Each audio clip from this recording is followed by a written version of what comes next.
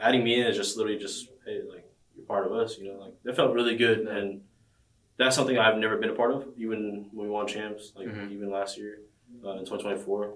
It didn't feel like I wouldn't say belong, but I would just say I didn't feel as welcome as other people would think we were, Everyone, Season 2 in here. I'm here with Jawgemo after the series against Sentinel, which means he is qualifying for Bangkok.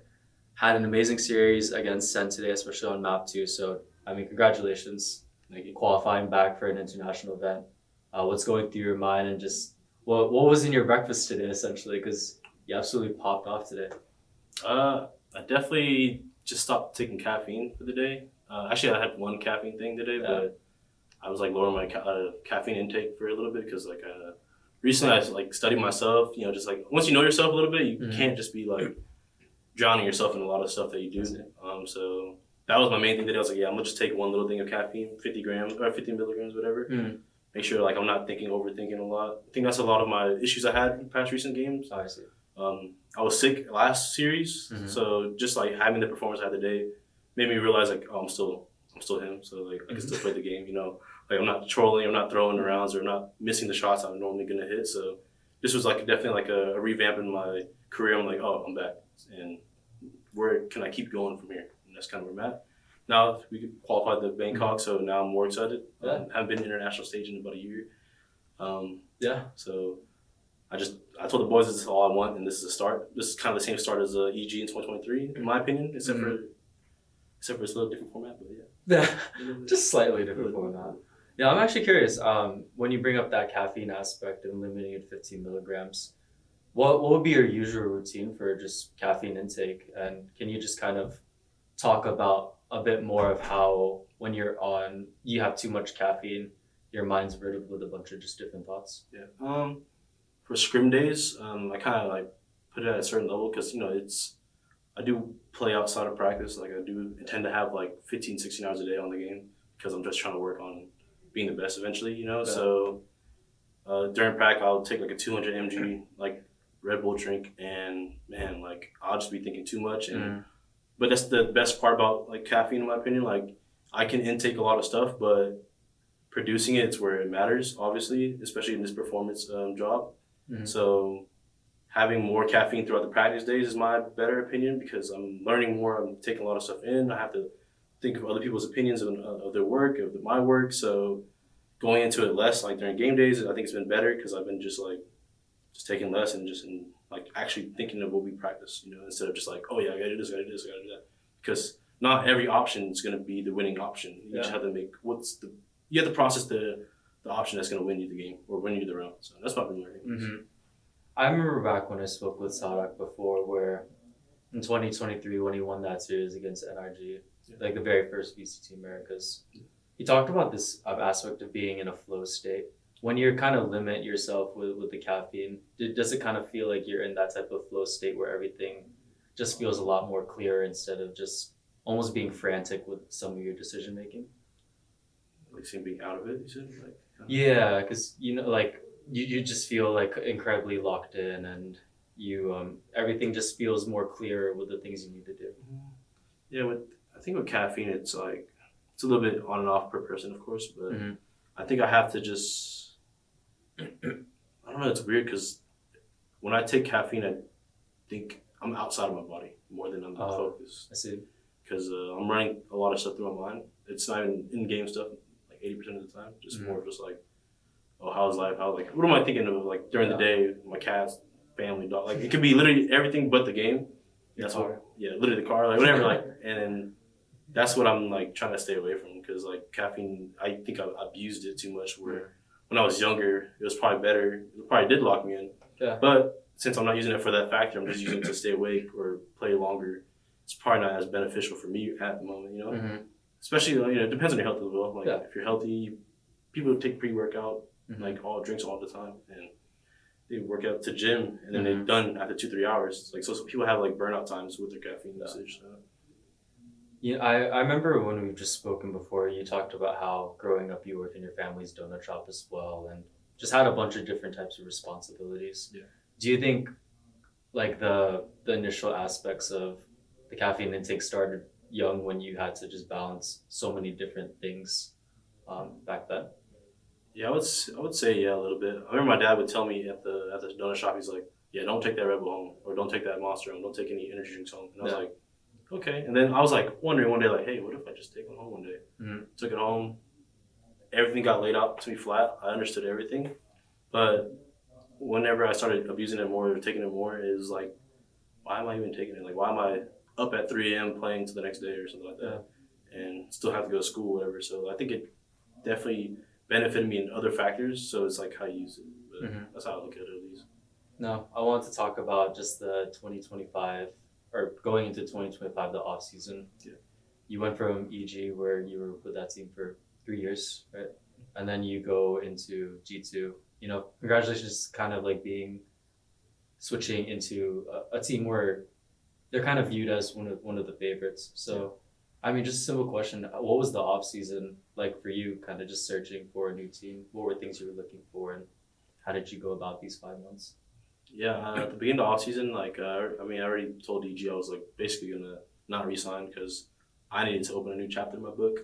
So they took me to Korea. EG took me to Korea. Thank you guys for that. But took me to Korea. They let me watch champs, and watching the outside perspective at champs, like watching how other people are winning, watching how the crowd is around you, like kind of understand the whole aspect of like, this is what my champ was 2023, but just in a different scenario in Seoul. It gave me that spark again. I'm like, damn, I really want to play again. I really want to be back on that stage. So that was like the first part of off season, just going to champs and watching it in person. Coming back home, I got sick. I was trying to figure out all these scrims I had with different partner teams. I had like NRG, I had Sentinels, I had G2 trials, I had EG trials as well, and another team. I forgot the other team. I had a few different trials. So in Lev. So I was just working in my own self because I was gone for a couple weeks to like relax, take a break, because I haven't took a break since 2023. So having that break, coming back in, reformatting my plan to like join a team, figuring out what team I was trying to join. Obviously, I joined G2 for a reason because they've been waiting for me to join since last year. You know, like since the whole 2024. Like after I won champs in 2023, they were waiting for me. I got declined to join the team, so I had to wait. So that was like my whole game plan, and seeing the loyalty of a team or a company or organization that wants me after they waited so long, that kind of meant more than just joining a team, joining a rebuild, joining a team just because they want to use me. Yeah. So I was thinking more of like the key factors of joining G2. Like they actually respected me. They wanted me to join and implement stuff that I've never seen or they never seen. So having that one-to-one on Josh right before I joined was like a lot, because he taught me a lot of stuff and he's still teaching me every day, making me a better player. And then now I'm executing in the server, and that's what he's been waiting for. I saw today right after, he's like, good Euro. I was like, yes. I was like, yeah, that's all I wanted. Just some approval, I just wanted some. And he gave it to me, and I was like, hell yeah, that's all I needed. So yeah, I really wanted that pat on the back. Yeah. I just wanted that dap up. Yes, good job. Good job. Yes. No, honestly, just speaking of dap ups, like this studio just gives some of the dopest dap ups, the echoes and stuff like that. They do for sure. No, I mean, I want to talk about that because that's kind of the vibe that it does feel like. It feels as if you being a part of G2 and the type of structure that they have really aligns with the types of goals that you have as a Valorant pro, where you believe in hard work, you believe in winning, but then you also believe in kind of almost like a brotherhood, or people should be friends like outside of the server as well. Do you feel like the reason why there's so much success is because it's just like a cultural alignment in terms of just the team fit? I would say yeah. I mean, I learned about the cultural alliance whenever me, Trent, and Valen went to Barcelona together for 2 weeks after champs. So having just literally just one-on-one every day with each other, just going out to eat, going out to the party, whatever we did, that just showed me they're just here to have fun as well. Because I learned that you have to have balance as well. Yeah, we're all balancing Valorant while we're balancing life and enjoying it. And they taught me how to enjoy a little bit of the life. So that. Coming back to the States and everybody knows each other. They've been with each other for a bit, like Jonah, the core three, and Leaf was joined last year, so they already messed with each other. So adding me in is just literally hey, you're part of us, that felt really good. And that's something I've never been a part of, even when we won champs, even last year. in 2024. It didn't feel like I wouldn't say belong, but I would say I didn't feel as welcome as other people would think we were, you know. I mean, I had relations with Calm, like I went to his wedding and stuff like that. You know, like stuff like that. Like that stuff like that you can never like do it again. So like stuff like that, like I'll always cherish those moments too, you know. Or just being part of like people's joining their new teams and stuff like that. Like those are moments that as a friend you're gonna be there for them, but not as much as this right now. This is probably the best thing that ever happened in my career. I'm really glad to hear that. And I just have 2 more questions for you, but the second to last one is just as a human being, you talk about the aspect of balance, and over the years I've seen, just like heard your story where days would just be very long and you come from a family that works just very hard, right? Yeah. Talk to me about where you are with balance, and what kind of is your formula for balancing just being a Valorant pro with just you as a person. Recently I'm still finding that out as well, because it's something that I've not flipped yet in my books, because like it's like having a winning recipe and not changing it. It's like winning champs. What was I doing during that? I'm doing the same thing now still, because like I don't want to change what I've accomplished basically. So my recipe right now is just like play the 14 hours a day, walk the treadmill, play with the cats, and then just stream a little bit. Yeah. And then with those extra like 2-3 hours, I'll play another game and just kind of like relax, like mentally like numb myself. Otherwise, it's like I'm gonna wake up tomorrow and there's a job. You know, like if you wake up to a job, you're calling a job is because one, you don't like it, or one, that just pays the bills. Waking up to something you love is like something that you can never take away, and something that you will cherish more because you wake up to prove something wrong, or because you're making money and you're doing something you love. You know, it's a lot of the beneficial factors that you have to have in this, like, you know, in competitive stuff. So like waking up every day, I don't wake up like, damn, I gotta go to work.